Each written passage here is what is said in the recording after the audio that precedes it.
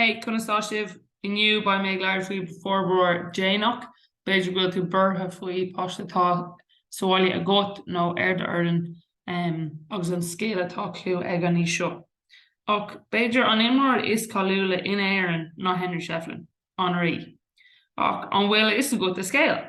Dimmer sé lena club ónar bhí sé anóg agus nuair ní raibh sé aonúid speisialta. Thuúigh sé ó chláiste Ciarán, go clás Ciarán agus ríis bhí sé ar an bhfoirn ach ní raibh sé ceann den himóirí is fearr.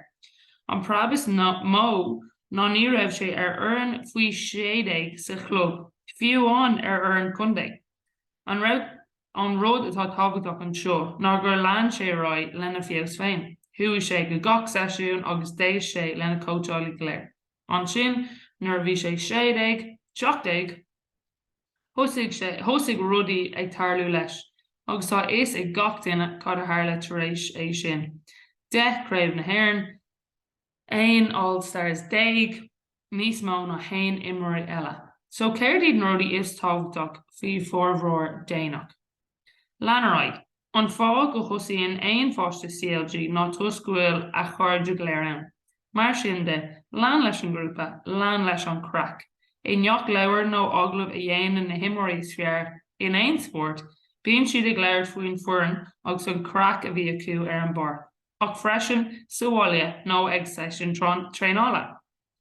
Ní hamháin go raibh go cabhraíonn sé leat go sóisialta ach deirtear go mbíonn sé thar a bheith tábhachtach a bheith amach san air gach lá dumneán agus sláinte iomlán. Sport le a cairde ná an bailach is éasca chun seo a dhéanamh, so fáin leis an grúpa agus tagann an fios. Iver dó, nach chuir nó mar go bríúirt féin, tó go búgé, ban tana bhas an sport, titan ingrá leis agus déin é ag de chaidán féin ar dús. Tá sé níos tábhachtach go bhfuil tú fósaigh imirt ag 8 in áit a bheith an imar is fearr ag 11, ach 10 tíirseach de tar éis tamil. An bailach is fearr chuna bheith ag fiosú ná má tharlaíonn sé go nádúrtha. Go mbíonn tú amach le a cairde agus thar geimhridh amháin nó saoire, tagann tú arás le món difriúla agus tá fios do chreide feicthe le. Ó ham go ham bíonn sé deacair tú féin is spreaga, go háirithe má tá tú ag stracad le scéileáin. Ach ar an drochúir, cloiseann tú scéaltaí, agus déireann imreoir go stop siad ag imirt, mar ní raibh siad in an scéileáin dhéanamh, beidir an peoc suas mar shampla.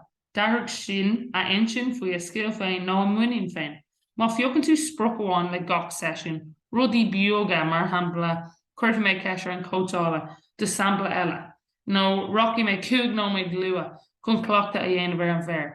nó leanfaí méid mimreoir agus ní bhaid scór ar bit acu. An sin ní chuireann tú an béim ar an scór nó de scéalna eile ach rockí tú bháile sásta leat féin agus do iarracht.